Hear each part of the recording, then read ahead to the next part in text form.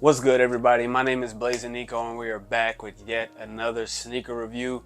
I'm a few weeks late on this one. Your boy got lazy. Let's jump right in. I'm not going to waste y'all time.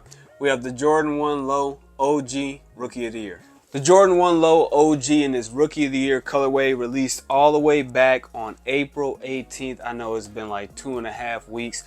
My bad for not getting this review out, but retail price was 140 bucks. I think we went all the way down to a men's size 3.5 all the way up to a size 18. These were general release, meaning they were widely available, dropping at JD Sports, the small retailers, the boutiques, the tier zeros, Nike sneakers, everything like that. So they were general release. The Jordan 1 Low OG Rookie of the Year is actually the second coming of this colorway. We did see that high top pair back in 2018. These have a couple things missing from those. Obviously, we don't have the flaps on the side because this is a low top pair of ones, but it's almost 1-to-1. I did own that pair. I ended up selling them because I knew I was grabbing the low tops, but let's jump into these. Like I mentioned, I did own that high top pair for a number of years. I actually bought those used. They used to go for like almost $500. I think I got mine for like $240.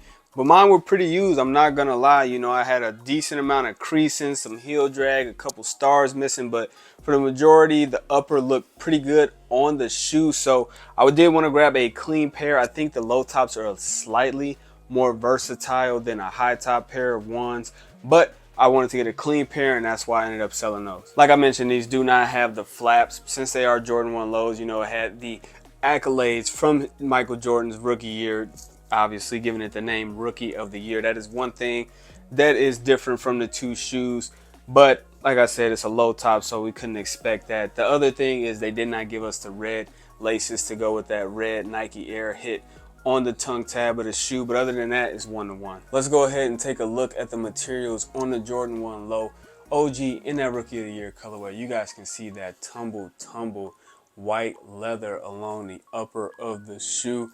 That is very reminiscent to the old pair. I wish I still had them in my collection so I can compare them. You see that suede does have that back and forth action on them. Very good short hair suede. It's a leather on the, actually it might be a nubuck. It's a nubuck on the Nike sign. I think on the highs it was a leather swoosh. I'm not 100% sure. Air Jordan on the back in that black. Like I said, we have a red tongue tab that says that Nike Air on it. Do not have red laces, like I said. Typical black outsole for Jordan 1 Low, but beautiful shoe, man. They put these together great. I think they chose great materials for them as well. After trying these on, I do think they fit like most typical Jordan 1 Lows, at least in this OG cut. I usually go down a size, or a half size, sorry, to a 10. I'm a true 10.5.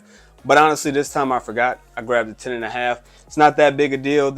I do have a little bit of room in the shoe as far as length, in comparison to a Jordan 1 High with a thicker heel collar and everything like that. So I usually go down half a size, but I went true to size on this on accident. But depending how your feet fit Jordan 1 Low OGs, I would say stick to that. They fit like all the other ones. With the current climate of the economy and the sneaker game and everything like that, you can assume a Jordan 1 Low that is not a collaboration is going to go for a low price. That is the case with these. I do not think they may be slightly under retail. I have to recheck.